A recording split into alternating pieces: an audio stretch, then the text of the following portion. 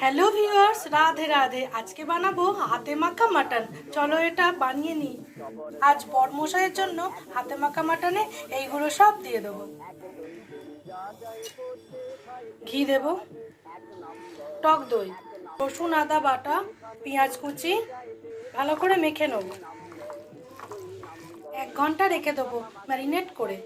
1 ঘন্টা পর কড়াই তেল গরম করে ম্যারিনেট করা মাংসটা দিয়ে দেবো। গরম গরম ভাত হয়ে গেছে, তার সঙ্গে হাতে মাখা মাটন। বরমশাই আর আমি জমিয়ে দুপুরের লাঞ্চটা করে নেব। মাটনটা একদম তেল ছাড়া অবধি কষে নিয়েছি। এবার 2 পিস আলু দিয়ে আরেকটু কষেই প্রেসার কুকারে দিয়ে দেবো। তারপর সিটি পড়লেই আমরা গরম গরম ভাত বেড়ে দুইজনে বসে যাব। তোমাদের আজকের হাতে মাখা মাটন কেমন লাগলো অবশ্যই কমেন্ট করে জানিও। তাহলে বন্ধুরা, আজকের ভিডিওটা এইখানেই আমি শেষ করছি। টাটা।